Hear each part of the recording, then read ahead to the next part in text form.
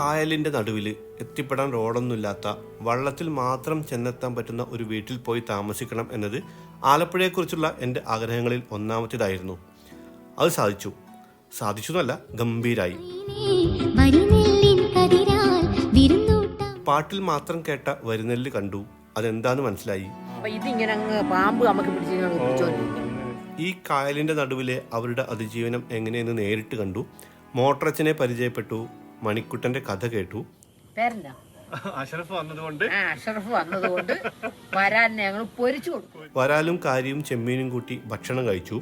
ജിനുവിന്റെ വ്യത്യസ്തമായ ആരോഗ്യ സംരക്ഷണം, മീൻപിടുത്തം, മറ്റ് അനുഭവങ്ങൾ ഞാൻ ആദ്യമായിട്ട് കാണുന്നതാണ് ഇങ്ങനെ മീൻ പിടിക്കുന്നത്. എല്ലാത്തിനും ഉപരിയായിട്ട് രണ്ടാം ലോകമഹായുദ്ധത്തെ തുടർന്നുണ്ടായ ഭക്ഷ്യക്ഷാമത്തെ തുടർന്ന് കഠിനാധ്വാനം കൊണ്ടുണ്ടാക്കിയെടുത്ത ഇന്നത്തെ കുട്ടനാടിന്റെ കഥയറിഞ്ഞു. എല്ലാം കൂടി ആയപ്പോൾ ഈ യാത്ര ഒരു ഗംഭീര അനുഭവമായി. കാണാം.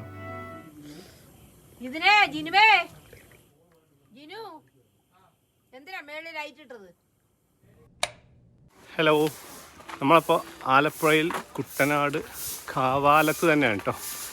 കുട്ടനാട് കാണാൻ വന്ന എനിക്ക് കിട്ടിയ സ്വത്താണ് പവിത്രൻ ചിറ്റപ്പൻ. അദ്ദേഹം പിന്നെ ഓരോരോ സ്ഥലങ്ങളിലും കൊണ്ട് കാണിച്ചു തരാൻ വേണ്ടിയിട്ടും കച്ച കെട്ടി ഇറങ്ങിയിരിക്കുകയാണ്. ഞാൻ ആലപ്പുഴ വരുമ്പോൾ തന്നെ ആഗ്രഹിച്ചിരുന്നൊരു കാര്യമാണ്. പണ്ട് ചില വീഡിയോകളിലൊക്കെ കണ്ടിട്ടുണ്ട്, ഒരു തുരുത്ത് പോലുള്ള സ്ഥലത്തൊക്കെ ആൾക്കാർ വീട് വെച്ച് താമസിക്കുന്ന അതുപോലുള്ളൊരു സ്ഥലം നമുക്ക് കിട്ടിയിട്ടുണ്ട്. ഞാൻ കഴിഞ്ഞ വീഡിയോയിൽ പറഞ്ഞിരുന്നു, ഒരു യൂട്യൂബിൽ വീഡിയോ ഒക്കെ ചെയ്യുന്നത് ജിനുവിൻ്റെ ഫാദറിനെ ഞാൻ വിളിച്ചിട്ടുണ്ടായിരുന്നു. അപ്പോൾ ഇന്ന് അവരുടെ കൂടെ അവിടെ താമസിക്കാൻ വേണ്ടി പോവാണ്. ഈ ഭാഗത്തൊക്കെ വെള്ളപ്പൊക്ക സമയത്ത് ഒറ്റ മനുഷ്യവിടെ ഇല്ലായിരുന്നു. ആണോ? ഈ വീടുകളിലൊന്നും ആരും ഉണ്ടായിരുന്നില്ല? ഇതുപോലെ ഒരു പ്രളയം ജീവിതത്തിൽ കണ്ടിട്ട് എൻ്റെ പ്രായത്തിൽ. നമ്മളിപ്പോൾ ഈ നടന്ന് വരുന്ന വഴിക്കൊക്കെ പുതിയ ചില വീടുകളൊക്കെ ഏകദേശം ഒരു ഫ്ലോറിൻ്റെ ഹൈറ്റിൽ പില്ലർ കെട്ടിപ്പൊക്കിയിട്ട് അതിൻ്റെ മുകളിലാണ് കേട്ടോ വീട് പണിയുന്നത്. അതായത് ഇനിയൊരു പ്രളയം ഉണ്ടാവുകയാണെങ്കിൽ അതിനെ അതിജീവിക്കാൻ വേണ്ടിയിട്ടുള്ള സംവിധാനമാണ്. നമുക്ക് ശരിക്കും വണ്ടി കൊണ്ട് വരാൻ പറ്റും, പക്ഷേ വണ്ടി അവിടെ ഒരു റോട്ടിൽ ഇങ്ങനെ ഇടേണ്ടി വരും. ഞാൻ എന്തായാലും അവിടെ പോയി താമസിക്കുമ്പോൾ ഇന്ന് തിരിച്ചു വരില്ലല്ലോ. അപ്പോൾ നമ്മൾ അവിടെ ഇവരുടെ വീടിൻ്റെ അടുത്തൊരു കടേൻ്റെ സൈഡിൽ ഇട്ടേക്കാണ് വണ്ടി. ഇത് കണ്ടോ, നമ്മൾ നടന്നു പോകുമ്പോൾ ഇവിടെ കുറേ ചെളി കൊണ്ടിട്ടേക്കണുണ്ടോ. ഇത് എന്തിനു വേണ്ടിയിട്ടാന്ന് പറഞ്ഞത്? ഇത് തെങ്ങിൻ്റെയും അവിടെയൊക്കെ നമുക്ക് ഇട്ട് കഴിഞ്ഞാൽ ഇത് വളമുള്ള മണ്ണാണ്. ഓ, ഇത് നമ്മൾ അവിടെ തെരച്ചിൽ ഒരിക്കണമില്ല. ഓ, നമ്മൾ കക്ക വാരാൻ പോയ ആ കായലിൽ നിന്ന് ആ വള്ളക്കാര് അങ്ങോട്ട് പോയി വള്ളത്തിൽ കൊണ്ടുവന്നത്, വെള്ളത്തെ കൊണ്ടുവന്ന് ഇവിടെ കൊണ്ട് ഇറക്കിയതാണ്. ഓക്കെ. എക്കൽ മണ്ണ് അല്ലേ? അത് കണ്ടോ, ഈ മണ്ണ് വള്ളത്തിൽ കോരിക്കൊണ്ടുവന്നിട്ട് ഇവിടെ ഇട്ടേക്കാണേ. നമുക്കിതേ ഈ ചെറിയ വഴി കൂടി കുറച്ചും കൂടി അപ്പുറത്തേക്ക് പോയാൽ അവിടം വരെ വെള്ളം വരും.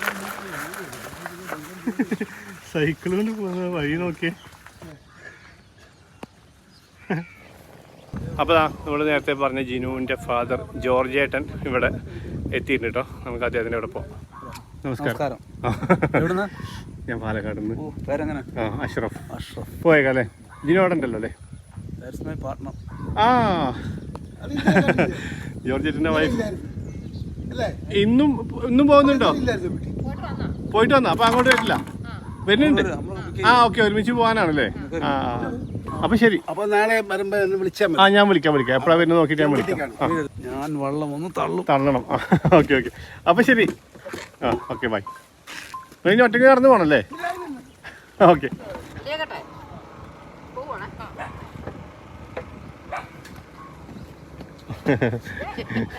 നിങ്ങളൊക്കെ ഇതിന് പരിശീലനം നേടിയ ആൾക്കാരാണ്. ഞങ്ങളൊക്കെ അങ്ങനെ ചാടിയ ചിലപ്പോൾ താഴെ പോകും. അതെ, നിങ്ങളെ കാറും ബൈക്കും ഒക്കെ ഇതാണ് അല്ലേ? ശരി. കൂടെ കൊണ്ടുപോകാൻ വേണ്ടിട്ട് അത്ര ഇവനിങ്ങനെ കുറച്ചുകൊണ്ട് പുറകെ വരുന്നത്. ഇത് കണ്ടോ, ഒരു കള്ളുഷാപ്പാണ് കേട്ടോ. Rajapuram family restaurant. ഭക്ഷണം കഴിക്കാൻ വേണ്ടിയിട്ട് ഇവിടെ ആൾക്കാർ വരുന്ന സ്ഥലമാണ്. അതെ, ശരി. ജോർജിന്റെ വൈഫിന്റെ വീടാണ്, ജിനുയുടെ അമ്മയുടെ വീടാണ്. അനിയത്തിനെ ഞങ്ങൾ കണ്ടായിരുന്നു നേരത്തെ, നടന്നു വന്നില്ലേ? ഏഴാള്. ശരി. മൂത്തത് 120 per liter.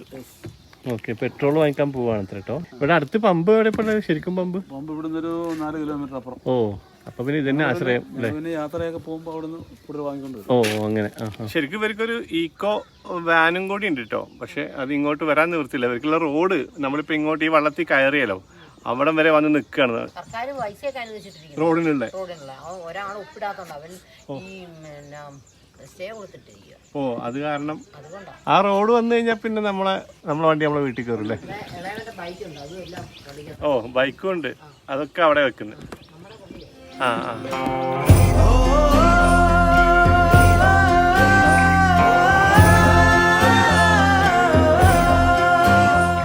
നമ്മളിതാ കുറച്ച് ദൂരം പോന്നിട്ടോ, ഏകദേശം ആ ഭാഗത്താണ് വീടുള്ളത്. ഇപ്പൊ ഇവിടെ ഒന്ന് സൈഡാക്കി. ആ ഓക്കെ. അവിടെ നമ്മള് വയലിലേക്ക് വെള്ളം കയറ്റുന്ന ഒരു സംവിധാനമുണ്ട്. ആ അതിപ്പം ഇന്നലെ കൊണ്ട് മൊത്തം ഇത് കൊയ്ത്തിന് വേണ്ടിയിട്ട് ഇനി വെള്ളം കയറ്റില്ല. ഓ ഓക്കെ. അപ്പൊ അങ്ങനെ വരുമ്പോൾ നമ്മൾ വെള്ളം കയറ്റുന്ന ആ ഡിവൈസ് ക്ലോസ് ചെയ്തിട്ടുണ്ടോ നോക്കാൻ വേണ്ടി അതിനു വേണ്ടി വന്നതാണ്. Okay okay okay okay. ആ ഇവിടെയൊക്കെ നമ്മുടെ കൃഷിയിടുണ്ട് അല്ലേ, നമ്മുടെ പാടുണ്ട്. ഈ ഒരു പ്ലോട്ട് ഇത് കണ്ടോ? ആ ഈ പ്ലോട്ടോ. അങ്ങ് ഓക്കെ ഓക്കെ ഓക്കെ. അല്ല ഈ വെള്ളത്തിന് താഴെയാണോ അത് കിടക്കുന്നത് അല്ലേ? നമ്മളിങ്ങനെ കേൾക്കുന്നതാണ് ആലപ്പുഴയിൽ കുറെ സ്ഥലങ്ങൾ, കുട്ടനാടൊക്കെ സീ വാട്ടർ ലെവലിന്റെ താഴെയാണെന്ന്. ഇവിടെ ശരിക്കും നമുക്ക് മനസ്സിലാവട്ടോ. ഇത് സീ വാട്ടർ ലെവലാ ഈ വെള്ളം അല്ലേ? ആണോ? അതായത് ഇവിടെ കുട്ടനാട്ടിലേക്ക് ഇവിടെ ഉപ്പുവെള്ളം വന്നാൽ ഈ കൃഷിയെല്ലാം നശിച്ചു പോകും. ഉപ്പുവെള്ളം കൊച്ചി അഴിമുഖം വഴി ഇങ്ങനെ വേമ്പനാട്ടുകാർ വഴി വന്നിട്ട് ഈ നമ്മൾ ഈ വയലിലേക്കൊക്കെ വെള്ളം കയറ്റും. പിന്നെ ഉപ്പ് കയറി വന്നിട്ട് കൃഷി നശിക്കാതിരിക്കാൻ വേണ്ടി വേമ്പനാട്ടുകായൽ തണ്ണീർമുഖത്ത് ക്രോസിന് തണ്ണീർമുഖം പണ്ട് കണ്ടിട്ടുണ്ട്. ഷട്ടറുണ്ട്, ഷട്ടർ ക്ലോസ് ചെയ്തിരിക്കുകയാണ്. അപ്പൊ അപ്പുറത്തെ സീ വാട്ടർ ലെവലിന്റെ അതേ വാട്ടർ ലെവൽ ഇവിടെ ഉണ്ടാകത്തില്ല. ഓ ഇവിടെ കുറച്ചുകൂടി താഴ്ന്നിട്ടാണ്, കുറച്ചുകൂടെ താഴ്ന്നാണ് നിൽക്കുന്നത്. മൺസൂൺ ആരംഭിച്ചു കഴിഞ്ഞാൽ ഇവിടെ വെള്ളം റൈസ് ചെയ്യും. അപ്പൊ അങ്ങനെ വരുമ്പോൾ ഇത് തുറന്നു വിട്ടാൽ ഉപ്പും അങ്ങ് പോകും, വെള്ളം ബാലൻസ് ചെയ്യുകയും ചെയ്യും. വാട്ടർ ലെവൽ മെയിൻറ്റെയിൻ ചെയ്യും. ഇതിപ്പോ കണ്ടോ ഈ വെള്ളത്തിന്റെ ലെവല് ഇതിന് സമുദ്രനിരപ്പിന്റെ കുറച്ച് താഴെന്നാ പറയണേ. പക്ഷെ ഇതിന്റെയും താഴെയാണ് അവിടെ കൃഷിയിടം. കണ്ടോ ഭൂമി, അതാണ് വെള്ളം പുറത്തേക്ക് പമ്പ് ചെയ്ത് വറ്റിച്ചിട്ടാണ് നമ്മൾ കൃഷി ചെയ്യുന്നത്. ആ എങ്ങനെ? പോളിത്തീൻ റൗണ്ട് പൈപ്പാണ്. അത് നമ്മൾ സെറ്റ് ചെയ്തിരിക്കുക. ഓ ഓക്കെ. ചാക്കിനകത്ത് കുറെ ചവർ കയറ്റിട്ട് അവനെ അങ്ങ് അടയ്ക്കും, അങ്ങോട്ട് വെച്ച് കൊടുക്കും. അത് നമ്മൾ വലിച്ചെടുക്കുമ്പോൾ ഇതിനകത്ത് വെള്ളം പമ്പ് ചെയ്യും. ഓ ഓക്കെ ഓക്കെ ഓക്കെ. അങ്ങനെയാണ്. ഇവിടെ അകത്തുണ്ട് ഇതുണ്ടോ? ആ യെസ് യെസ് യെസ്. ആ പൈപ്പ്. ആ ഓക്കെ ഓക്കെ. ഇങ്ങനെ വെള്ളം സ്ഥിരമായിട്ട് ഇങ്ങനെ തള്ളി, നല്ല പ്രഷറിലാണ് തള്ളുന്നത്. ഇവിടെ ഇങ്ങനെ കുഴിഞ്ഞു പോകും. ഓ അതാണ് ഇങ്ങനെ കുഴി വെള്ളം ഇറങ്ങി വയലിലേക്ക് ആകെ ഇങ്ങനെ സ്പ്രെഡ് ചെയ്യും. ഓ കണ്ടോ ഈ കാണുന്ന 5 ഏക്കർ സ്ഥലം ഇവരുടെ കേട്ടോ. ഇത് കണ്ടോ വിളഞ്ഞു നിൽക്കുകയാണ്. ഇവിടെ ഇങ്ങനെ കെട്ടിക്കൊടുത്തേക്കുക. ഈ കതിരിങ്ങനെ വെയിറ്റ് കൊണ്ട് ഇങ്ങനെ ചെരിഞ്ഞ് ചാഞ്ഞ് പോവാതിരിക്കാൻ വേണ്ടിയിട്ട് ഇങ്ങനെ കെട്ടിക്കൊടുത്തേക്കുക. ഇത് മൊത്തം കെട്ടിയിട്ടുണ്ടോ? പകുതി സ്ഥലം കെട്ടിയിട്ടുണ്ട് അല്ലേ? അവിടെ വെള്ളം, ഈ പാടത്തെ വെള്ളം പറ്റാനുള്ള ചാലാണ്. അപ്പൊ ഈ നെല്ല് ചാലിലേക്ക് വീണ് ചാലടഞ്ഞു പോയാൽ മഴ പെയ്താൽ ഈ വെള്ളം ഒഴുകി പോകത്തില്ല. അപ്പൊ അങ്ങനെ വെള്ളം ഒഴുകി പോകാൻ തടസ്സം വരാതിരിക്കാൻ വേണ്ടി നമ്മളിങ്ങനെ വെള്ളം ഒഴുകേണ്ട ചാലിലേക്ക് നെല്ല് വീഴാതിരിക്കാൻ വേണ്ടി കെട്ടുന്നതാണ്. അതുപോലെ കമ്പ് നാട്ടി ചട് കെട്ടിയിരിക്കുക. Okay okay okay. പിന്നെ വേറൊരു ഇൻട്രസ്റ്റിംഗ് സംഗതി കേട്ടോ, ഈ സംഭവം നിങ്ങൾ കേട്ടിട്ടുണ്ടോ? നിങ്ങളൊക്കെ ഒരു പാട്ടിൽ ഇത് കേട്ടിട്ടുണ്ടോ? രണ്ടിന്റെ ഒരു ഡിഫറൻസ്, ഈ നെല്ലിന് മീശയില്ല, പക്ഷെ ഇതിന് മീശയുണ്ട്. മീശ? ആ അതാണ് സംഭവം അല്ലേ? ഓ ഇത് ശരിക്കും നെല്ല്, അതിന് മീശയില്ല. ഇതിന് കണ്ടോ ഒരു മീശ. ഇതാണ് വരിനെല്ല്. വരിനെല്ലിൻ കതിരാൽ വിരുന്നൂട്ടാൻ നിന്ന്, അതാണ് ആ പാട്ടിന്റെ വരി. ഞാനിത് സാധാരണ നെല്ല് തന്നെ ആയിരിക്കും, ഒരു ഇനം നെല്ലായിരിക്കും എന്നാ വിചാരിച്ചത്. പക്ഷെ ഇത് ഡേഞ്ചർ ആണല്ലേ? എന്താ സംഭവം? അവൻ കൃഷിക്ക് നമുക്ക് ഇതിന്റെ ക്രോപ്പ് നമുക്ക് കിട്ടത്തില്ല. നെല്ല് വിളഞ്ഞ് വരുന്നതിന് മുൻപ് തന്നെ ഇവൻ വിളഞ്ഞ് കൊഴിഞ്ഞ് പാടത്ത് വീഴും. വരിനെല്ല് വീഴും. വീണ് കഴിഞ്ഞാൽ അടുത്ത പ്രാവശ്യം നമ്മൾ നെല്ല് വിളയിക്കാൻ വേണ്ടി ഇടുമ്പോൾ ഇത് കണ്ടമാനം കിളുക്കും. ഇത് നമുക്ക് ഒരിക്കലും ക്രോപ്പായിട്ട് കിട്ടത്തില്ല. ഇത് കൊയ്യാൻ കിട്ടൂല. ഇവനിങ്ങനെ നമ്മളെ ആക്രമിച്ചുകൊണ്ട് ഇതിന്റെ ആള് തന്നെയാണ് ഇത്. ഇത് ഈ വരി ഇവൻ വിളഞ്ഞു പൊഴിഞ്ഞു പോയി. ഇവൻ പൊഴിഞ്ഞ് അവിടെ കണ്ടെത്തി വീണി. നമ്മൾ ഇത് കൊയ്തിട്ടില്ല, കൊയ്യാനാവുന്നേ ഉള്ളൂ. അപ്പോഴത്തേക്ക് ഇത് വിളഞ്ഞു താഴെ പോയെന്ന് പറഞ്ഞാൽ ഇത് അടുത്ത പ്രാവശ്യത്തേക്ക് അവരവിടെ സംഭരിച്ചിരിക്കും. നമ്മളെ ബുദ്ധിമുട്ടിക്കുന്ന ഒരു സാധനം വരുന്നില്ല. ചില പാടങ്ങളെല്ലാം വരി കാരണം കൃഷി ചെയ്യാതെ ഇങ്ങനെ. ഓ അത് ശരി, അത്രയും വലിയ ഭീകരനാണ്. അതെ അതെ അതെ അതെ. അത് ഒത്തിരി ആയി കൂട്ടം നിൽക്കുവാണെങ്കിലുണ്ടല്ലോ, ഇതിങ്ങനെ ചുറ്റി പിടിച്ച് നെല്ലിന്റെ മണ്ടലോട്ട് വീണ് കഴിഞ്ഞാൽ നെല്ലിന് പൊങ്ങാൻ നോക്കല്ല. നെല്ലിന് കാറ്റും വെളിച്ചവും എല്ലാം കിട്ടണ്ടേ. അപ്പൊ ഇതിങ്ങനെ അങ്ങ് പാമ്പ് നമുക്ക് പിടിച്ചോണ്ടിരിക്കും. അങ്ങനാണ്. അങ്ങനെ നെൽകൃഷിയൊക്കെ കണ്ടതിന് ശേഷം അവിടുന്ന് ഇറങ്ങിട്ടോ വള്ളത്തിൽ കയറി ഒരു 5 മിനിറ്റ് പോയപ്പോഴത്തേക്ക് നമുക്ക് ദൂരെ അവരുടെ വീട് കാണാൻ തുടങ്ങിട്ടോ. ഞാൻ ഭയങ്കര എക്സൈറ്റഡ് ആണ് കേട്ടോ. ഞാൻ കുറേ കാലമായിട്ട് ആഗ്രഹിക്കുന്നതാണ് ഇങ്ങനെ കായലിൻ്റെ നടുവിൽ റോഡ് മാർഗം ചെന്നെത്തിപ്പെടാൻ പറ്റാത്തൊരു സ്ഥലത്ത് ഒരു വീട്ടിൽ പോയി താമസിക്കണമെന്ന്. ഇങ്ങനൊരു സ്ഥലമല്ല ശരിക്കും ഞാൻ ആഗ്രഹിച്ചിരുന്നത്. ഞാൻ മുമ്പ് ഇപ്പോഴും ഒരു വീഡിയോയിലൊക്കെ കണ്ടിട്ടുണ്ട്. അതായത് ഒരു ചെറിയൊരു ദൂരത്തിൽ ഒരൊറ്റ വീട് മാത്രം. അത് കുറേ മുമ്പെങ്ങാണ്ട് കണ്ടാണ്. അങ്ങനത്തെ സ്ഥലങ്ങൾ ഇപ്പോൾ ഉണ്ടോ എന്ന് എനിക്കറിയില്ല. ശരിക്കും അങ്ങനെ ഒരു സ്ഥലത്താണ് ഞാൻ താമസിക്കണമെന്ന് ആഗ്രഹിച്ചത്. പക്ഷേ ഇത് ഓൾമോസ്റ്റ് അതുപോലത്തെ സ്ഥലമാണ്. പക്ഷെ ഒരു വീടല്ല. എന്തായാലും വീട് കണ്ടോ, എന്ത് രസമാണ് കാണാൻ. മുമ്പിലിങ്ങനെ കുറേ ബൊഗൈൻ വില്ലാസൊക്കെ ഇങ്ങനെ പൂത്ത് നിന്നിട്ട് കാണാൻ നല്ല ഭംഗിയുള്ള വീടാണ്. അപ്പോൾ എന്തായാലും അവിടുത്തെ വിശേഷങ്ങളൊക്കെ കാണാനും അവിടുത്തെ ജീവിതം എക്സ്പീരിയൻസ് ചെയ്യാനും അവിടെ ഒരു ദിവസം തങ്ങാനും ഞാൻ ഭയങ്കര ആകാംക്ഷയിലാണ്. ആ വീടിൻ്റെ കുറച്ച് ഇപ്പുറത്തായിട്ടാണ് കേട്ടോ വെള്ളം അടുപ്പിക്കുന്നത്. അപ്പം നമുക്ക് ഇറങ്ങാം. ഇറങ്ങിക്കോട്ടെ. ആ ഓക്കെ ഓക്കെ. വള്ളത്തിൽ നിന്ന് ഇറങ്ങിയിട്ട് നമ്മൾ വീട്ടിൽ കയറിയിട്ടില്ല കേട്ടോ. വീട് അങ്ങോട്ടാണ്. നമ്മളിതാ ജസ്റ്റ് ഇവിടെ വേറൊരു കാര്യം കാണാൻ വേണ്ടിയിട്ട് ഇങ്ങോട്ട് പോകുന്നതാണ് കേട്ടോ. ജോർജേട്ടൻ എന്നെ ഇങ്ങോട്ട് വിളിച്ചു കൊണ്ടുവന്നതാണ്. ഇതെന്താ? ഇത് ഞങ്ങൾ പച്ചമീൻ ഉണങ്ങുന്ന സംവിധാനം. മീൻ വെട്ടി വൃത്തിയാക്കി കീറിയൊക്കെ റെഡിയാക്കിയിട്ട് ഉപ്പൊക്കെ ഇട്ട് തലേദിവസം നമ്മൾ വെക്കും. രാവിലെ എടുത്ത് അവനെ കഴുകി വെടിപ്പാക്കി ഇതിനകത്ത് കൊണ്ടങ്ങോട്ട് നിരത്തും. കഴിഞ്ഞിട്ട് ഇത് പുറമേ നിന്ന് കിളികളൊക്കെ വന്ന് കാക്കയൊക്കെ വന്ന് എടുത്തോണ്ട് പോകും. അതുപോലെ തന്നെ കീരി ഇവിടെ ധാരാളമുണ്ട്. അത് എടുത്തോണ്ട് പോകാതിരിക്കാനും അതിന്റെ ആക്രമണം ഉണ്ടായിരിക്കാനും വേണ്ടി നമ്മൾ ഇങ്ങനെ കവർ ചെയ്തിരിക്കും. നിങ്ങൾ ഇതിന് പിടിക്കുന്ന മീനോ? ഇപ്പോഴേ പിടിക്കുന്നതാണ്. നമ്മൾ ഉണക്കിയിട്ട് വിൽക്കാറുണ്ടോ? വിൽക്കാറുണ്ട്. ഓ അങ്ങനെ. അതിന് വേണ്ടി. ഓ അത് ശരി. അയച്ചു കൊടുക്കും ആൾക്കാർക്ക്? പിന്നെ അവർ ഗൂഗിൾ പൈസ ഇടും. ആണോ? എന്നിട്ട് വാട്സപ്പിൽ ഒരു അഡ്രസ് ഇടും. നേരെ ഞാൻ നമ്പർ കൊടുക്കാം. ഇൻസൈഡ് ഇന്ത്യ ആരെങ്കിലും ചോദിച്ചാൽ അയച്ചു കൊടുത്താൽ മതി. Okay okay. ഹായ്, ഞാൻ പാലക്കാട്. മണ്ണാർക്കാട് എടത്തനാട്ടുകര. ഇദ്ദേഹത്തിന്റെ പേര് മോട്ടറച്ചൻ. അനിയനാണ് പേര്. പക്ഷെ വിളിക്കുന്നത് മോട്ടറച്ചൻ. പിള്ളേര് മോട്ടറച്ചാ വിളിക്കുന്നത്. ഞങ്ങളുടെ ചാനലിലും ഇദ്ദേഹത്തെ മോട്ടറച്ചൻ എന്ന് പറഞ്ഞാൽ എല്ലാവരും അറിയൂ അല്ലേ? എന്താ ശരിക്കും ജോലി? പമ്പിങ്. നമ്മൾ നേരത്തെ പറഞ്ഞ പോലെ കുട്ടനാട്ടിലെ പിന്നെ കൃഷിയിടം പറഞ്ഞാൽ സീ വാട്ടർ ലെവലിന് താഴെയാണ്. വേമ്പനാട്ടുകാരിൽ നിന്ന് വേർതിരിച്ചെടുത്താണ്. പാലക്കാടൊക്കെയാണ് ഡ്രൈലാൻഡ് ആണ്, ഇവിടെ വെറ്റ്ലാൻഡ് ആണ്. ഒരു 5 അടി മുതൽ 7 അടി വരെ വാട്ടർ ലെവലിന് താഴെയാണ് ഈ കൃഷിയിടം. അപ്പൊ ഇതുപോലെ പമ്പ് വെച്ച് വെള്ളം പറ്റിച്ചാണ് കൃഷി ചെയ്യുന്നത്. മുൻപെന്ന് പറഞ്ഞാൽ നമ്മുടെ പൂർവികരുടെ കാലത്ത് ചക്രം വെച്ച് ചവിട്ടിയിട്ടായിരുന്നു ചക്രം. അപ്പൊ ഒരു ചക്രത്തിന് ചവിട്ടി പോകത്തില്ല. ഒരാൾക്ക് ഇത്രയും പ്രഷർ തള്ളിവിടാൻ പറ്റത്തില്ല. 6-5 അടി താഴ്ച. അപ്പൊ ഒരു വലിയ ചക്രം പിന്നെ ഫ്രണ്ടില് അതിന്റെ താഴെ ഇങ്ങനെ തട്ടത്തട്ടായിട്ട് ചക്രം വെച്ച് ഈ ചക്ര പാട്ടുമൊക്കെ പാടിയാണ് ഇവരിങ്ങനെ വെള്ളം പറ്റിച്ചോണ്ട്. മെക്കനൈസേഷൻ ആയപ്പോൾ ഈ നമ്മുടെ മെക്കാനിക്കൽ എഞ്ചിൻ വന്നു. പിന്നെ ഇലക്ട്രിസിറ്റി വ്യാപകമായപ്പോൾ മെക്കാനിക്കൽ എഞ്ചിൻ മാറ്റിയിട്ട് ഇപ്പോൾ കറണ്ട് ഉപയോഗിച്ചാണ് ഇപ്പോൾ സംഭവം. ശരിക്കും പറഞ്ഞാൽ ഇവിടെ ഈ കൃഷി ചെയ്യുന്നത് ഇവിടെ ഒന്നും കൃഷി ചെയ്യാൻ പറ്റിയ സ്ഥലങ്ങളെ ആയിരുന്നില്ല. അത് ഞാൻ വിശദമായിട്ട് പറഞ്ഞുതരാം. ഇതിൻ്റെ ഈ വെള്ളത്തിൻ്റെ പമ്പിങ് തന്നെ ഭയങ്കരമായ വലിയ വലിയ പ്ലാനിങ് ഉണ്ട്. ഇപ്പോൾ ഈ കാണുന്ന വലിയ വിശാലമായ കണ്ടെത്തോളം ദൂരം കിടക്കുന്ന പാടശേഖരങ്ങളുണ്ട്, ഇപ്പുറത്തും ഉണ്ട്. അതിൽ നിന്നൊക്കെയുള്ള വെള്ളം ഇങ്ങോട്ട് ഈ സെൻട്രലുള്ള ഈ കനാൽ പോലത്തെ ഭാഗത്തേക്ക് വരും. എന്നിട്ട് അതിൻ്റെ ഏറ്റവും ആഴമുള്ള ഭാഗമായിരിക്കും ഇവിടെ അല്ലേ. ഇങ്ങോട്ട് എത്തുമ്പോൾ ഇവിടുന്നാണ് പമ്പ് ചെയ്തിട്ട് അങ്ങോട്ട് കായലിലേക്ക് വിടുന്നത്. പക്ഷേ ഇത് ഞാൻ ഇതിൻ്റെ ലാസ്റ്റത്തെ ഒരു ഘട്ടം പറഞ്ഞെന്നുള്ളൂ. പക്ഷേ ഇതൊക്കെ എങ്ങനെ ഉണ്ടാക്കിയെടുത്തു എന്നൊക്കെ നമുക്ക് ജോർജേട്ടനോട് വീട്ടിൽ പോയിട്ട് ചോദിച്ച് മനസ്സിലാക്കാം. അതൊക്കെ അറിയണം. അതിനാണ് ഞാൻ വന്നേക്കണത്. വീട്ടിൽ പോയാലോ? അപ്പം ശരി മോട്ടറച്ചൻ, എനിക്ക് ആ പേര് ഇഷ്ടപ്പെട്ടു. പോട്ടേനാ കാണാം. പിന്നെന്താ കുഴപ്പം. ശരി, നമ്മൾ തിരിച്ച് വീട്ടിലേക്ക് പോവാൻ കേട്ടോ. വീട്ടിലേക്ക് പോകുമ്പോൾ ഇവിടെ ഒരു അതിഥിനെ കാണാനുണ്ട്. അതിഥി അല്ല, വീട്ടുകാരനാണല്ലേ. ശരിക്കും പരുന്തല്ലേ? മണിക്കുട്ടൻ. ഇതെന്താ സംഭവം? എങ്ങനെ ഇവിടെ വന്നതാ? ഇത് ഈ കൊയ്ത്ത് കഴിയുമ്പം മണ്ണാണ് ഈ പാടം. വേമ്പനാട്ട് കായലാണ്. നല്ല വെയിറ്റ് ആണല്ലോ ഈ കൊയ്ത്ത് മെഷീൻ. അപ്പൊ അതൊന്ന് ഇറങ്ങുമ്പോൾ ഈ മണ്ണ് പൊട്ടിയിട്ട് താന്ന് പോകാതിരിക്കാൻ വേണ്ടിയിട്ടാണ് ഈ വെള്ളം നേരത്തെ പറ്റിക്കുന്നത്. പക്ഷെ വേനൽ മഴ പെയ്ത് കഴിഞ്ഞാൽ പാടത്ത് വണ്ടി താഴും. അങ്ങനെ വലിയ കൃഷിക്കാരൊക്കെ സാധാരണക്കാരൊക്കെ എങ്ങനെയൊക്കെ ചെത്തിയെടുക്കും. അപ്പോൾ അങ്ങനെ വണ്ടി കയറി താന്നിട്ടൊക്കെ കുറേ നെല്ല് ഇങ്ങനെ കൊയ്യാതെ കിടക്കും. അപ്പോൾ അവരൊന്നും ചെത്തിയെടുക്കാറില്ല. അപ്പോൾ ഞാനും വൈഫും കൂടി, ഞങ്ങൾക്ക് കുറച്ച് കൃഷിയൊക്കെ ഉണ്ട്. അതിൻ്റെ കൊയ്ത്തെല്ലാം കഴിഞ്ഞ് ഞങ്ങൾ രണ്ടുപേരും കൂടെ അരുവാളും ഒക്കെ ആയിട്ട് വള്ളത്തെ പോകും. പോയിട്ട് ഇങ്ങനെയുള്ള സ്ഥലം നോക്കിയിട്ട് നമ്മൾ അവിടെ നെല്ല് ചെത്തി വെച്ചിട്ട് ഇത് കൊയ്ത് അവിടെ കൂട്ടിയിട്ട് ഉച്ച വരെ കൊയ്യും. കൊയ്തിട്ട് പിന്നെ അതെല്ലാം അടിക്ക് അങ്ങോട്ട് വെച്ചിട്ട് ഉച്ച കഴിഞ്ഞ് മെതിക്കും. അപ്പോൾ ഞങ്ങൾ ഉണ്ണാനിരുന്ന സമയത്ത് ഇദ്ദേഹം പറന്നു വന്നു. ഞങ്ങളുടെ ഉണ്ണായിരുന്നപ്പോൾ ഇദ്ദേഹം പറന്നു വന്നു. അപ്പോൾ നമ്മൾ പരിശോധിച്ചപ്പോൾ അതിനൊരു പരിക്കുണ്ടായിരുന്നു. നമ്മളിവിടെ കൊണ്ടുവന്ന് അതിനെ ട്രീറ്റ് ചെയ്തെല്ലാം റെഡിയാക്കി. പിന്നെ അദ്ദേഹം പോയിട്ടില്ല. ഇപ്പൊ 5 വർഷമായി ഇവിടെ സ്വതന്ത്രമായിട്ട് കഴിയാണ്. സ്വതന്ത്രമാണ്. പുള്ളി ഫ്രീ ആണ്. പക്ഷെ പുള്ളിക്ക് നിർബന്ധമുണ്ട്. പുള്ളി നമ്മുടെ കൂടെ വന്നു. പുള്ളി അസുഖമായിരുന്നു, വന്നു ചികിത്സിച്ച്. അദ്ദേഹത്തിന് നമ്മൾ വർഷം പിടിച്ച് കൊടുത്തോണം. പുള്ളി സ്വന്തമായിട്ട് ഇറങ്ങി ഓ പോകും, അങ്ങനെ ഇവിടെ ഇരിക്കും, നമ്മൾ കൊണ്ട് കൊടുത്തോളാം. അങ്ങനെ അങ്ങനെ നിർബന്ധമുണ്ട്. ഓ ഇദ്ദേഹത്തിന് വേറെ അസുഖമുണ്ട്, പുള്ളി വെളുത്ത മീൻ മാത്രമേ കഴിക്കത്തുള്ളൂ. വെളുത്ത മീൻ മാത്രമേ കഴിക്കത്തുള്ളൂ. അങ്ങനെയാണ്, നിർബന്ധമാണ്. കരിമീൻ കഴിക്കില്ല? കരിമീൻ കഴിക്കത്തില്ല, പിന്നെ പള്ളത്തി കഴിക്കത്തില്ല, മുതുകിരെന്ന് പറഞ്ഞൊരു മീനുണ്ട് അത് കഴിക്കത്തില്ല, അത് ശരി. കാരി കഴിക്കത്തില്ല, പരല് കുറുവ അങ്ങനെയുള്ള ഐറ്റം മീൻ മാത്രമേ കഴിക്കുള്ളൂ. കോല.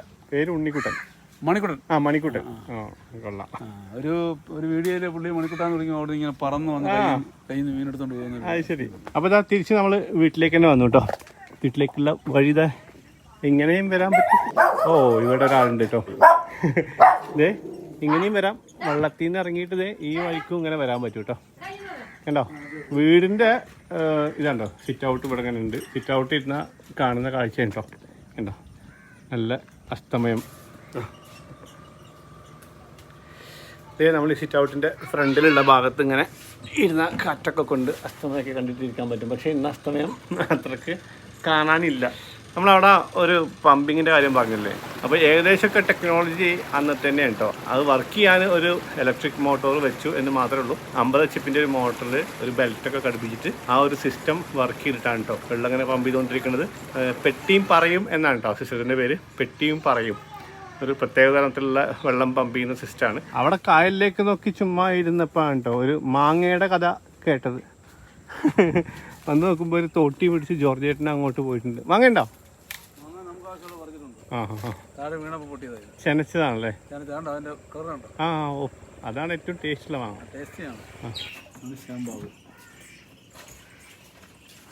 ജോർജ് ചേട്ടൻ ആ മാങ്ങ നമുക്ക് വേണ്ടി സെറ്റാക്കിക്കൊണ്ടിരിക്കുന്നുണ്ട് കേട്ടോ. നമുക്ക് അകത്തേക്കൊന്ന് പോയിട്ട് വരാം. ഹലോ. ഇവിടെ ഈ ഹാളിൽ നിന്ന് മുകളിലേക്കുള്ളൊരു സ്റ്റെയർ കേസ് ഉണ്ട്. അവിടെയാണ് എനിക്കുള്ള ഒരു റൂം അവർ സെറ്റാക്കി തന്നിട്ടില്ല കേട്ടോ. മുകളിലേക്ക് ഇങ്ങനെ കയറുമ്പോൾ മുകളിൽ നിന്നുള്ള വ്യൂ ഞാൻ കാണിച്ചു തരാം കേട്ടോ. മുകളിലേക്ക് ഇങ്ങനെ വരുമ്പോൾ ഇത് വീടിൻ്റെ പുറകു ഭാഗം കേട്ടോ. കണ്ടോ അപ്പുറത്തെ ഫ്രണ്ടിൽ ഫുള്ള് കായൽ, ബാക്കിൽ ഫുള്ള് നോക്കത്തോ ദൂരം കണ്ടോ നീണ്ടു നിവർന്ന് കിടക്കുന്ന നെൽപ്പാടങ്ങളാണ്. പിന്നെ ഇതേ ഇങ്ങോട്ട് വരുമ്പോൾ ഇവിടെ ഒരു ഹാളുണ്ട്. ഇതാണ് ഫ്രണ്ട് ഭാഗം. ഫ്രണ്ടിൽ ഇങ്ങനെ ഒരു ബാൽക്കണി, ഇങ്ങനെ സ്റ്റെപ്പ് ഉണ്ട് കേട്ടോ. ഇതുവഴിക്കും ഇറങ്ങാൻ പറ്റും. ഇവിടെ കണ്ടോ പൂക്കളൊക്കെ വെച്ചിട്ട് ബൊഗൈൻവില്ല വെച്ചിട്ട് ഫ്രണ്ടിലേക്ക് കായൽ. എന്ത് ഭംഗിയല്ലേ. നമ്മൾ തേടി വന്ന ജിനുവാണ്, ജോർജ് ചേട്ടൻ്റെ മോൻ. പുള്ളി എക്സസൈസ് ചെയ്യുന്നതാണ് കേട്ടോ. കണ്ടോ കയാക്ക് എല്ലാ ദിവസവും കുറേ കിലോമീറ്റേഴ്സ് പുള്ളി കയാക്കിങ് ചെയ്തിട്ട് തുഴഞ്ഞു വരുത്രേ. ഇനി വെയിറ്റ് കുറക്കാൻ വേണ്ടിയിട്ടാണ്. ഇതാണ് കേട്ടോ റൂമിൽ 2 ബെഡുണ്ട്. ഇവിടെയും തന്നെ ഈ സൈഡിലേക്കും വിൻഡോ ഉണ്ട്. കായലൊക്കെ കണ്ട് ഇരിക്കാൻ പറ്റും റൂമിലാണെങ്കിൽ പോലും. നമുക്ക് മാങ്ങ എന്തായിന്ന് പോയി നോക്കാം. അപ്പോൾ അതെ ജിനു വരുന്നുണ്ട്. ഞാൻ പറയായിരുന്നു നിങ്ങൾ എക്സസൈസ് ചെയ്യാൻ വേണ്ടിയിട്ട് ഇറങ്ങിയതാണെന്നല്ലേ? അപ്പോൾ ജിനു എൻ്റെ ചാനൽ ഒരു എർത്ത് ലവേഴ്സ് മീഡിയ എന്ന് പറയുന്ന യൂട്യൂബ് ചാനലുണ്ട്.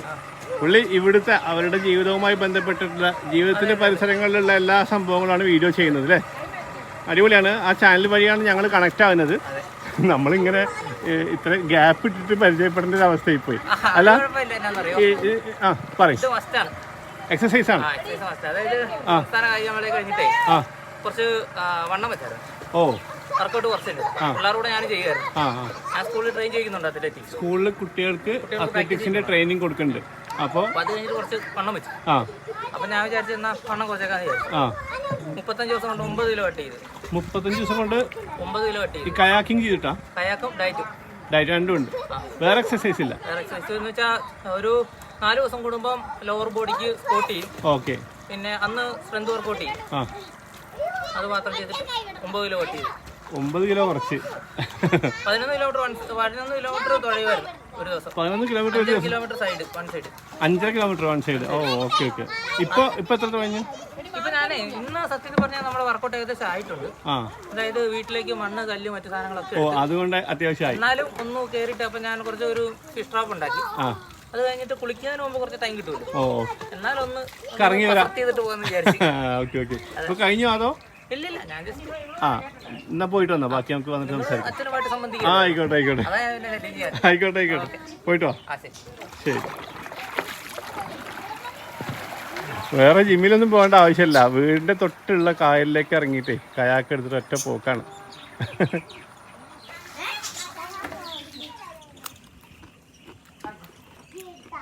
സൂപ്പറാണല്ലോ.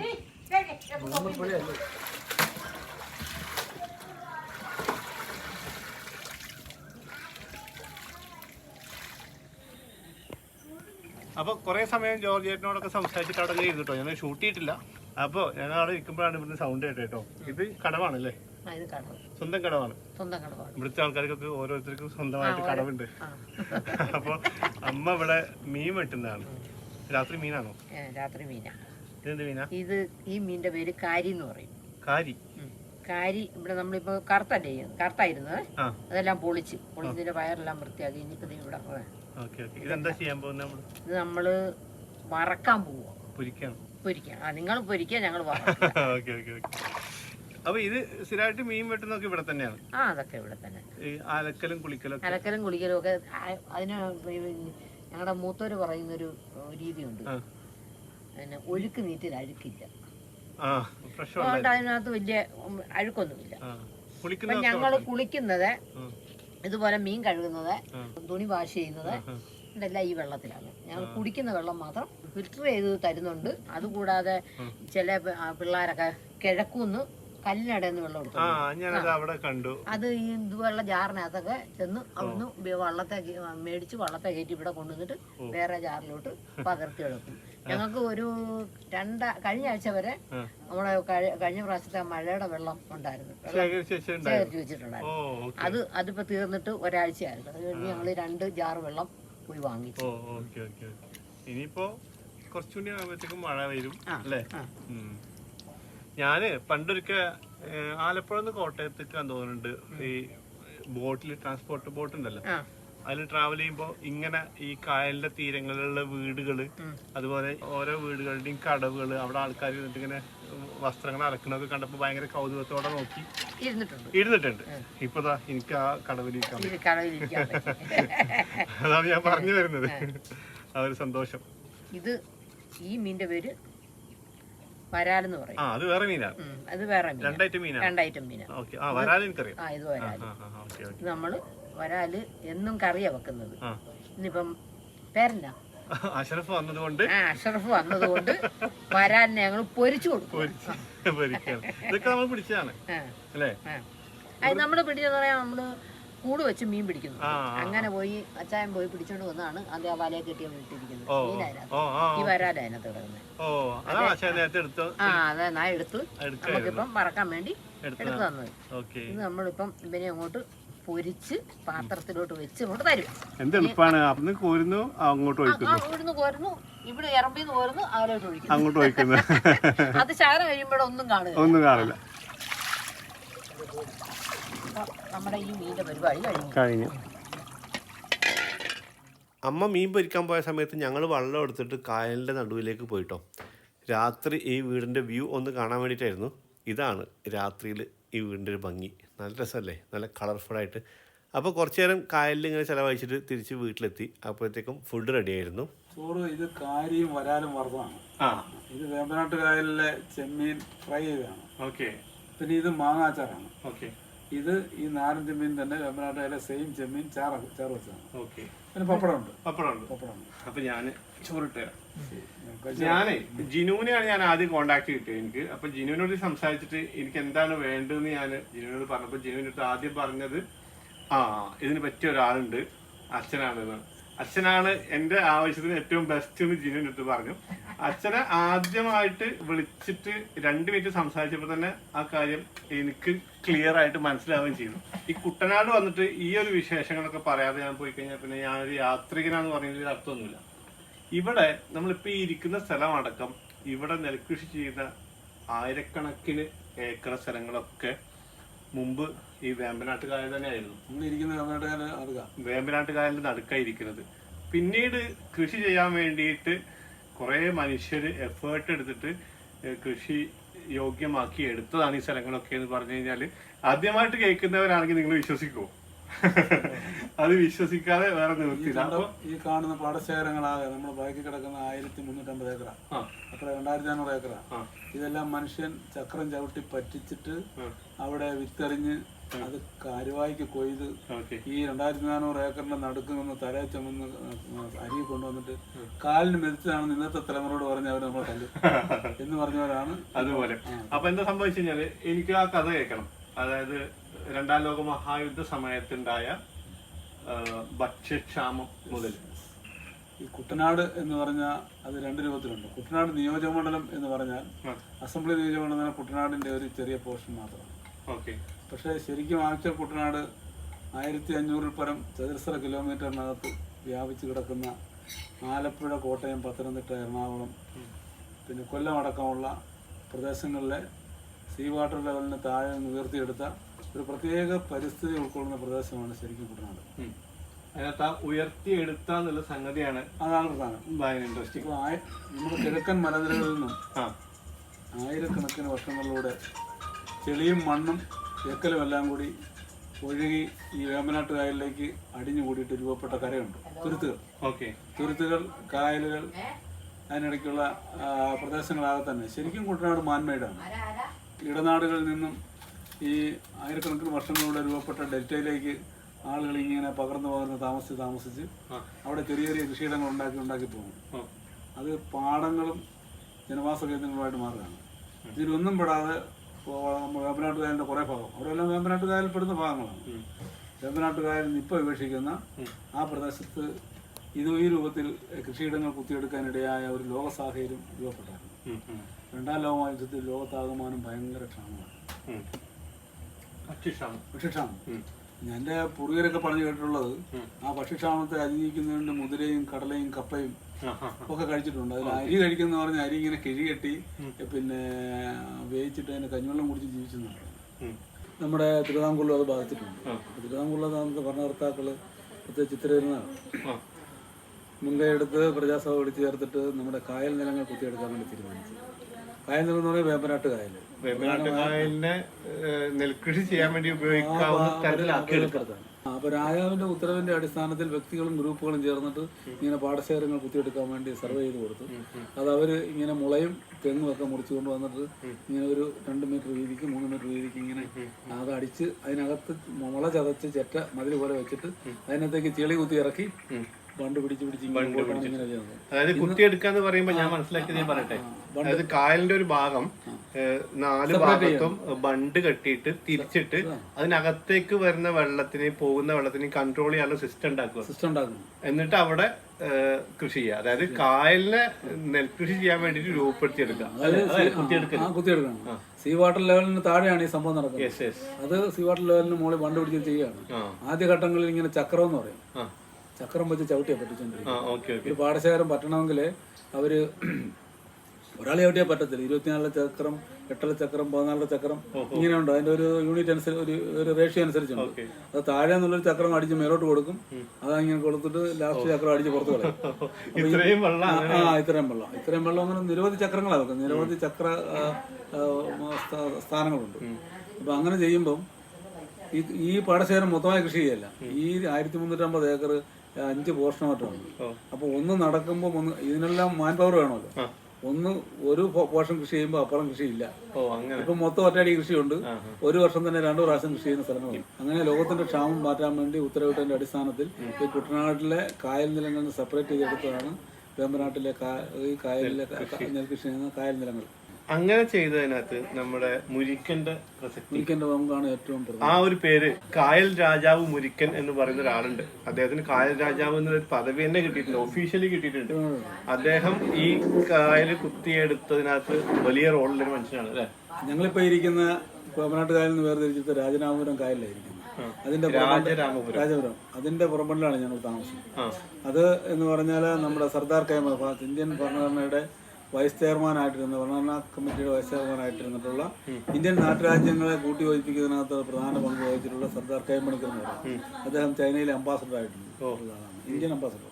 അദ്ദേഹത്തിന്റെ കുടുംബക്കാരെ കുത്തിയെടുത്ത പാടത്തിന്റെ ഇവിടെ അളവിലിരിക്കുന്നത് ഒരു ഭയങ്കര ജന്മങ്ങളാണ്. ഇപ്പൊ നമ്മൾ ഈ കുത്തിയെടുത്തു എന്ന് പറഞ്ഞില്ലേ, അങ്ങനെ കുത്തിയെടുക്കുമ്പോൾ ഉണ്ടായ ഒരു ബണ്ട് ആണ് ആക്ച്വലി ഇത് പിന്നെ കുറച്ച് ഡെവലപ്പ് ചെയ്ത് വീതി കൂട്ടിയിട്ട് അതിലത്ത് വീട് വെച്ചതാണ് നമ്മൾ താമസിക്കുന്നത്. നല്ല മനുഷ്യത്വമുള്ള ആളുകളായിരുന്നു.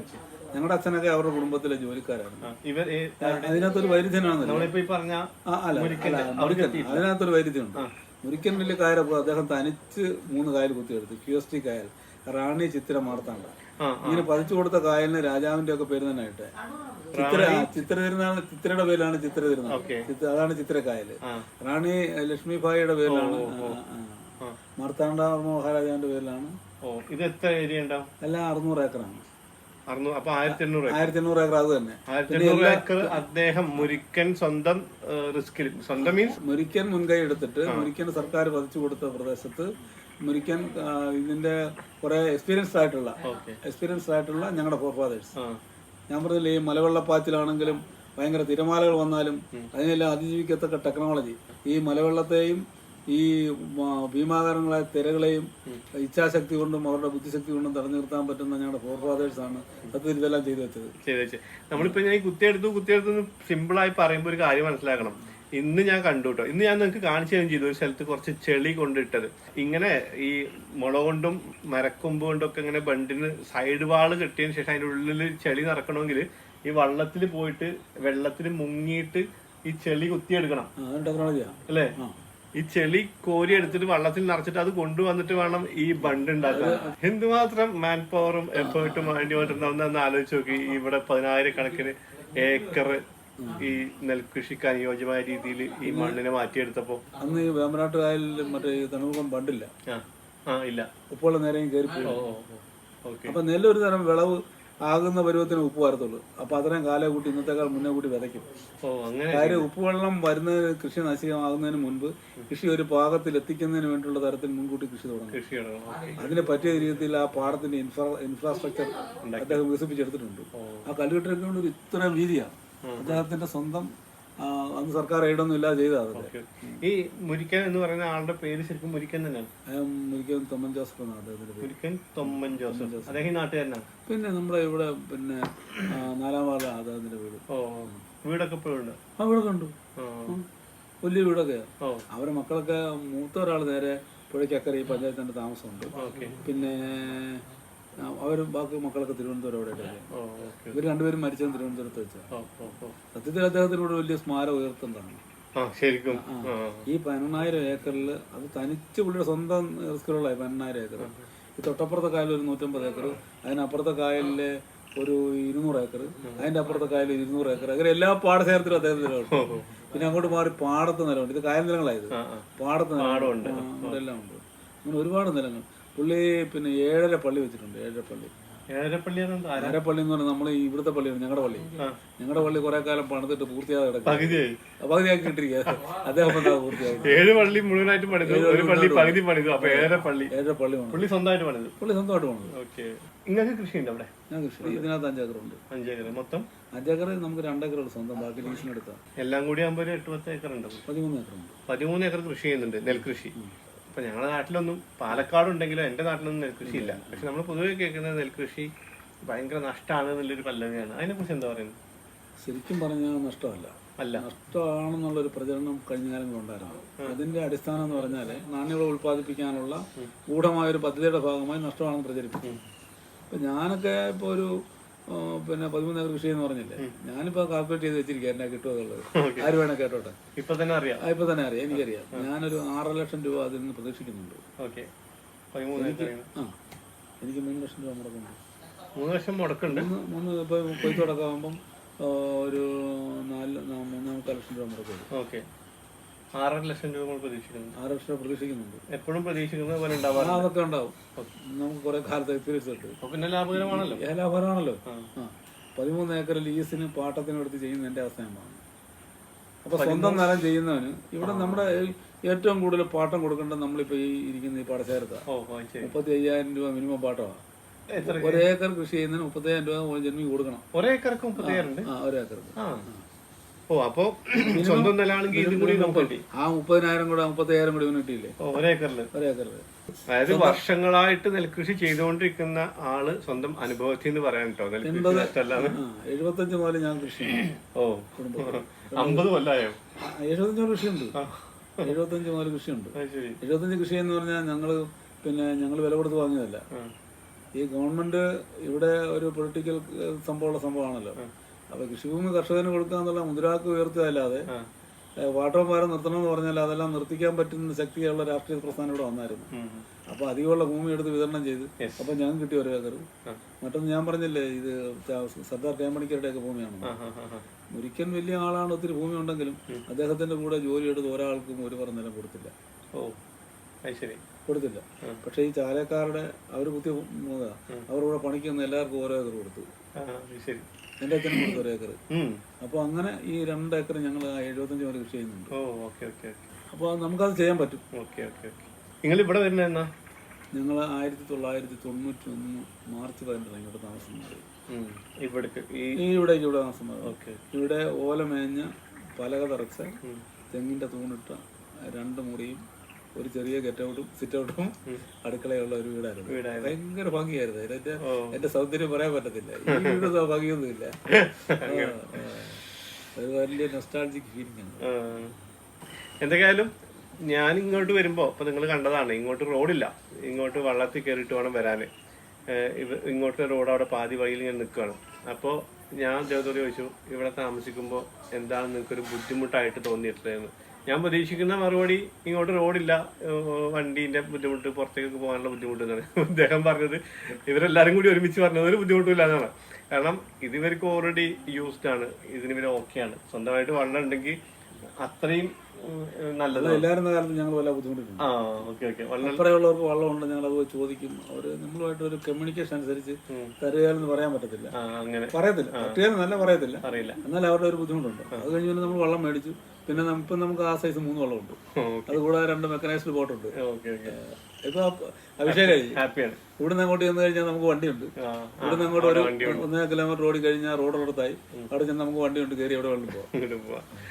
ഫുള്ള് ഹാപ്പിയാണ് എന്തായാലും. പിന്നെ ഇവരുടെ ലോകത്ത് ഇങ്ങനെ മീൻ പിടിച്ചിട്ടും ബാക്കിയുള്ള മീൻപിടുത്തമാണ് പ്രധാനം. കൃഷി മീൻപിടുത്തം. നമുക്ക് നാളെ നേരം വെളുക്കുമ്പോൾ ഒരു 500 രൂപ വേണം വിചാരിച്ചാൽ നമ്മൾ തലേദിവസം ഒരു 4 മണിക്ക് വിചാരിച്ചാൽ മതി. അതാണ് നമുക്ക് അതിനുള്ള ഫെസിലിറ്റി ഉണ്ട്. നമ്മൾ എടുത്ത് പ്രയോഗിക്കാന്നുള്ള മാത്രമേ ഉള്ളൂ. ഇപ്പൊ നമ്മള് കഴിഞ്ഞ വീഡിയോ നിങ്ങൾ കണ്ടു, ഈ കക്ക വരുന്ന പരിപാടി. ജസ്റ്റ് ഇവിടുന്ന് അങ്ങോട്ട് ചാടിയ കക്ക കിട്ടും. കുറച്ചു നേരം ഒരു കറിക്ക് മീൻ വേണമെങ്കിൽ നമ്മൾ ചൂണ്ടയിടത്തില്ല. നമ്മള് വൈഫോ മൂത്ത മാനോ അങ്ങോട്ട് ഇറങ്ങിയിട്ട് ശാല ചോറ് അങ്ങോട്ട് ഇടും. എന്നിട്ട് അവർ മീൻ ഇങ്ങനെ വാരി മറ്റേ സാധനം കൊണ്ട് അങ്ങനെ ആ സാധനമല്ല, കൈ കൊണ്ട്. ഓ എനിക്കതൊന്ന് കാണണം. അതായത് ജിന്നോട് രാവിലെ പറഞ്ഞു നാളെ കൈ കൊണ്ട് മീൻ പിടിക്കുന്ന ടെക്നിക്ക് ഉണ്ട് ഇവർക്ക് കേട്ടോ. അത് നമുക്ക് നാളെ കാണാം. അപ്പോൾ നാളെ ഇദ്ദേഹം രാവിലെ നേരത്തെ എങ്ങോട്ടോ പോകുന്നുണ്ട്. അപ്പോൾ പിന്നെ ഇദ്ദേഹത്തിന് നാളെ കിട്ടില്ല. അതാണ് ഞങ്ങൾ രാത്രി ഇരുന്ന് സംസാരിക്കുന്നത്. ആക്ച്വലി ഈ വീഡിയോ ഞാൻ പറഞ്ഞില്ലേ, ഇങ്ങനെയുള്ളൊരു വീട്ടിൽ വന്ന് താമസിക്കാനുള്ള എൻ്റെ ആഗ്രഹം കൊണ്ട് ഉണ്ടായതാണ് ഈ വീഡിയോ. അപ്പോൾ ഞാനിവിടെ വന്നിട്ട് ജസ്റ്റ് ഇവിടുത്തെ എക്സ്പീരിയൻസ് ഒന്ന് കാണിക്കാതെ മാത്രമേ ഉദ്ദേശിച്ചുള്ളൂ. പക്ഷേ ഇദ്ദേഹത്തിന് കിട്ടിയത് കൊണ്ട് നമുക്ക് കുറേ ഇങ്ങനത്തെ വാല്യുബിൾ ആയിട്ടുള്ള ഇൻഫർമേഷൻസും കൂടി കിട്ടി. എല്ലാവർക്കും അത് ഇഷ്ടപ്പെട്ടിട്ടുണ്ടാവുമെന്ന് വിചാരിക്കുന്നു. അപ്പോൾ നാളെ നമുക്ക് ജിനു ഉണ്ടാവും. നാളെ ജിനുവിനെ കിട്ടും. ജിനുവിന്റെ കുറച്ച് ആക്ടിവിറ്റീസ് എന്നോട് സംസാരിച്ചപ്പോൾ തന്നെ ഞാൻ പറഞ്ഞു, ഒരു ദിവസം തന്നെ ഉപയോഗിക്കാം, പിറ്റേ ദിവസം ഞാൻ ഉണ്ടാകത്തില്ല, ജിനുവിനെ കിട്ടും. ജിനുവിനെ ഉപയോഗിക്കാം. ഓക്കെ. അപ്പൊ നാളെ ജിനുവിന്റെ കുറച്ച് പരിപാടികളൊക്കെ നമുക്ക് കാണാനുണ്ട് കേട്ടോ. ഞാൻ എന്തൊക്കെയോ പറഞ്ഞിട്ടുണ്ട്, അതിനെല്ലാം ഞാൻ സാറ്റിസ്ഫൈഡ് അല്ല. കാര്യം എന്തൊക്കെയോ പറയാനുണ്ടെന്നാണ് ഞാൻ കരുതുന്നത്. അപ്പോൾ ഒരു ഓർഡറിൽ ആണോ എന്ന് എനിക്ക് തോന്നുന്നില്ല. പക്ഷെ നിങ്ങൾക്ക് ഇത് സംബന്ധിച്ച് മുൻവിധികളില്ലാത്തതുകൊണ്ട് കേൾക്കുന്ന ആളുകൾക്ക് എല്ലാം 100% ആയിരിക്കാം. അപ്പൊ അങ്ങനെയാണ് ഞാൻ സാറ്റിസ്ഫൈഡ് ആണ്. അങ്ങനെ വിചാരിക്കാം. ഓക്കെ. അപ്പൊ ഓക്കെ അല്ലേ? അപ്പൊ അങ്ങനെ അടുത്ത ഇവിടെ തന്നെയുള്ള അടുത്തൊരു വീഡിയോയിൽ വീണ്ടും കാണാം. ബൈ.